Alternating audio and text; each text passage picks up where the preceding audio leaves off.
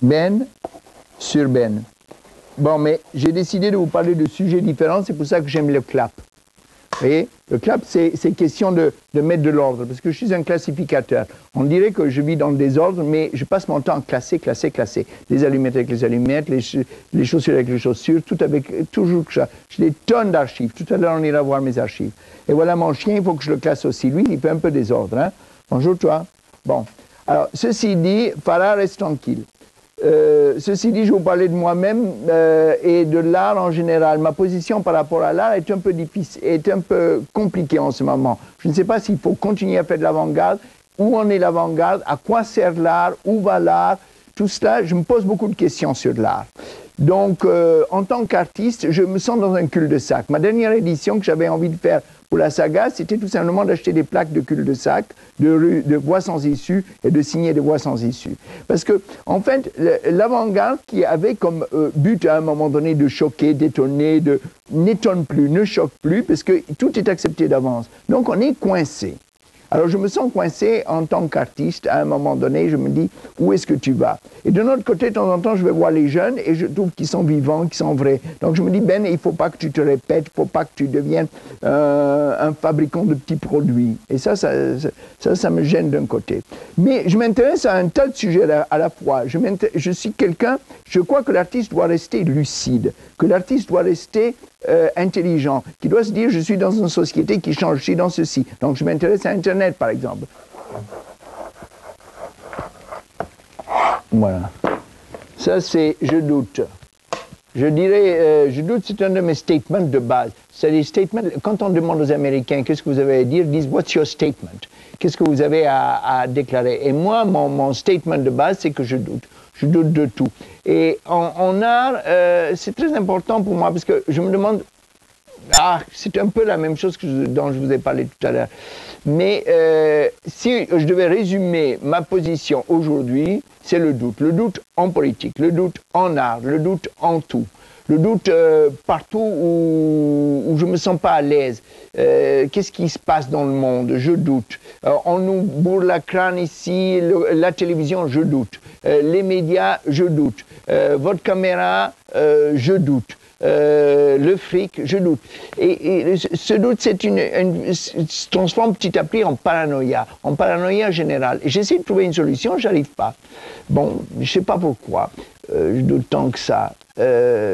J'aurais pu continuer à vous parler du doute pendant longtemps, mais je doute même que je dois vous parler du doute pour le moment. J'arrête.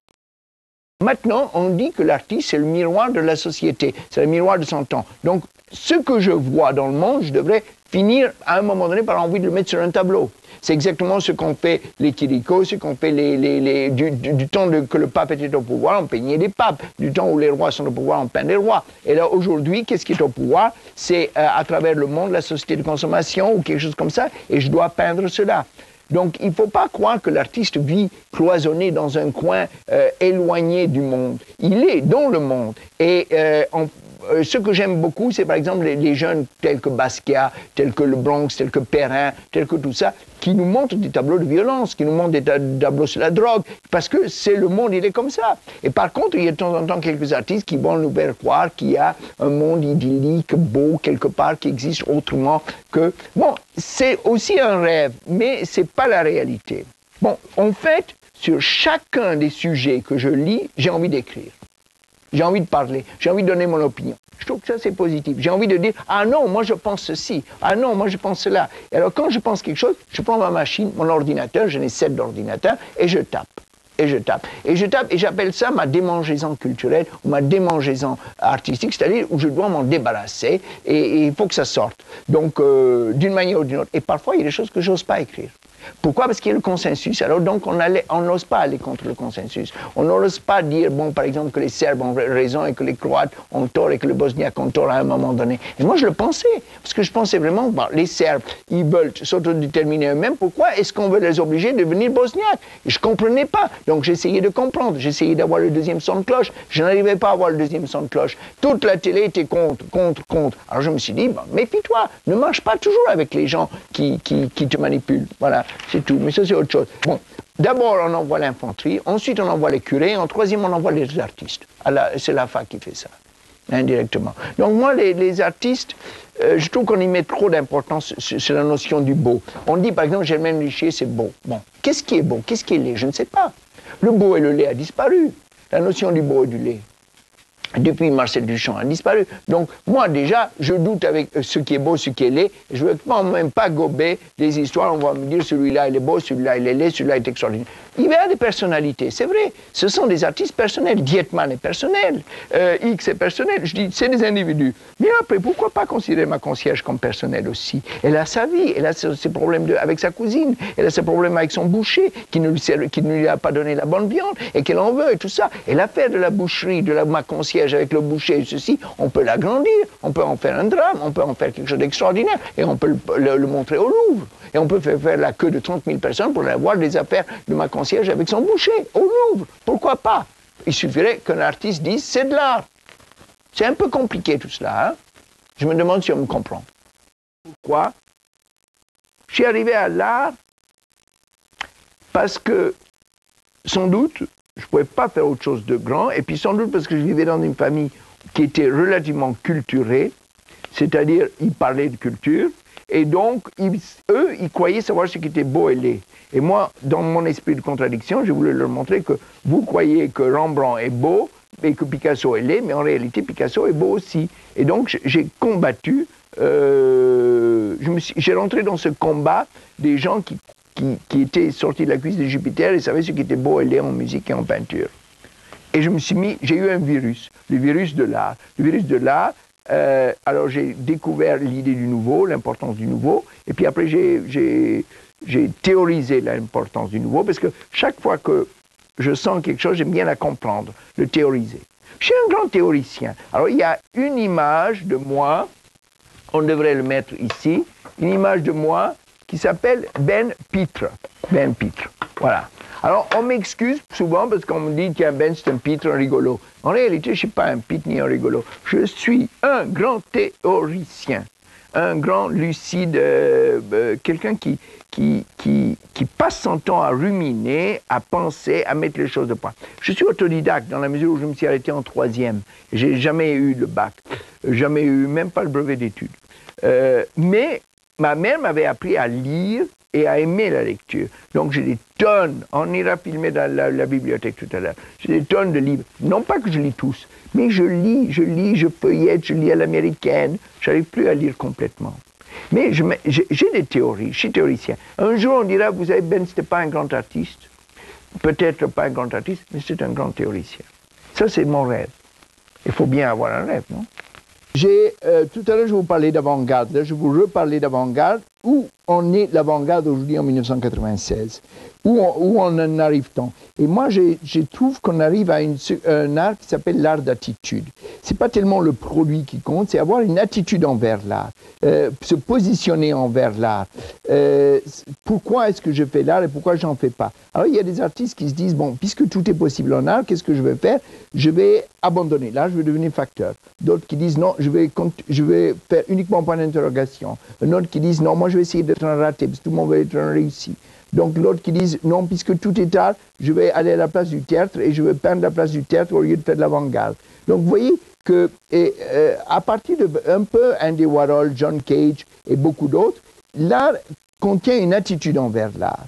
C'est-à-dire, on ne peut plus être uniquement un producteur de petits produits en disant, ça c'est beau, c'est ma petite merde, je l'ai fait. Ce produit-là, il doit être défendu au niveau, doit contenir une position par rapport à l'ensemble de l'art, comment il se situe et ceci, cela. Et ça, c'est pour moi important. Alors, on me dit, mais Ben, pourquoi tu fais des t-shirts, des chaussettes, des chaussures, qui sont que des produits? Et je dirais, mais ça aussi, c'est une attitude. À un moment donné, je me suis dit, bon, dire non à faire des chaussettes est aussi important, aussi prendre position que de dire oui à faire des chaussettes. Donc, je m'en fous de faire des chaussettes ou pas. Et je fais des chaussettes comme j'aurais pu ne pas faire des chaussettes. À la rigueur, c'est pas tout à fait vrai, parce que je deviens hypocrite quand je gagne pas beaucoup d'argent avec les chaussettes, je râle, je dis, vous m'avez pas payé mes royalties. Bon, mais ceci dit, ça c'est le problème de l'argent. Alors, il y a le problème de l'argent, et il y a le problème aussi du geste, est-ce que je dois continuer à faire n'importe quoi? Et c'est le problème qui me pose des questions. Il faut dire que les artistes que les gens croient sont des gens superbes, heureux et tout ça, c'est faux. Les artistes, c'est des gens qui souffrent. Ils souffrent de gloire, ils souffrent d'angoisse, ils souffrent de paranoïa, ils souffrent d'un tas de choses. Il y a une phrase d'un artiste qui s'appelle Charlier qui a dit « Vous qui souffrez d'art, savez de quoi je parle ». Eh bien, c'est presque une phrase de la Bible. Je dirais « Vous qui souffrez d'art, savez de quoi je parle ». Ça veut dire un artiste sait que notre artiste souffre souvent. Beaucoup plus que l'on croit. On ne devrait même pas payer la sécurité sociale tellement on souffre. Alors, pour revenir à l'art d'attitude, où je me situe aujourd'hui, je me pose des questions. Qui c'est qui m'a influencé? Et quelles sont mes influences? Bon, moi, je dirais que j'ai 3 grands-pères. J'ai Duchamp, parce qu'à partir de Duchamp, j'ai décidé que je ne pouvais plus faire certaines choses. Et je m'étais ouvert sur la notion du tout possible. Il y a eu John Cage, qui est à partir de la notion de vie et art, je me suis dit, bon, le quotidien m'intéresse, la vie et art est intéressant. Et puis, il y a aussi le Bauhaus, le politique, tout ça. Ça sent, je vais Dada aussi. Et ce sont quand même des gens de 1913, 1910. Donc, disons que mes grands-pères, c'est des... Je ne suis pas nouveau. Je trouve que la révolution dadaïste vient à peine d'exploser. Parce qu'il y a beaucoup plus de gens qui croient encore à que le beau doit être un problème d'harmonie, de couleur, de ceci, de cela. Et en réalité, le problème du beau est beaucoup plus éloigné que cela. Aujourd'hui, il y a des choses qui se passent. Je commence à m'intéresser aux gens qui ont des tripes.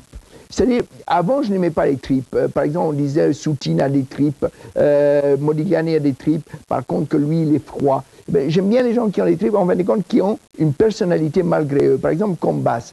Il est Combas. On ne peut pas faire de Combas un autre. Même qu'il réfléchisse d'une manière ou qu'il réfléchisse d'une autre manière, Combas, c'est toujours Combas. C'est un peu de l'art brut. Et l'art brut est intéressant parce que c'est des idées d'obsessionnels. Ce sont des gens qui ont une obsession et qui creusent leur trou, et qui sont eux-mêmes. Et alors là, je dirais, bon, ça c'est intéressant, mais ça ne fait pas avancer le schmilblick de l'histoire de l'art. Le schmilblick de l'histoire de l'art, c'est-à-dire tel que je pense, où en est-on? C'est un problème de théorie et de se poser des questions. Par contre, on accepte l'idée des individualités des obsessionnels. C'est un peu compliqué.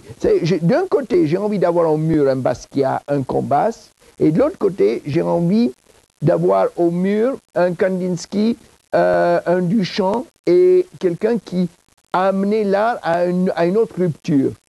Les uns, c'est des individualités, des obsessionnels, et les autres, c'est des ruptures théoriques. Avant, je ne voyais que les ruptures théoriques. Maintenant, je vois beaucoup les obsessionnels dans ma tête aussi. Et même dans mon propre travail, je cherchais à être très simple, très net. Et aujourd'hui, par exemple, dans ma salle de bain, j'ai envie de peindre des têtes, n'importe quoi. J'ai envie... c'est beaucoup plus proche de la vie. J'ai envie de peindre le sexe, les femmes. Alors, tout ça s'enchevêtre dans ma tête. Alors, qui c'est qui m'a vraiment influencé dernièrement? J'ai eu des influences, des petites influences, c'est-à-dire j'appelle ça des profs.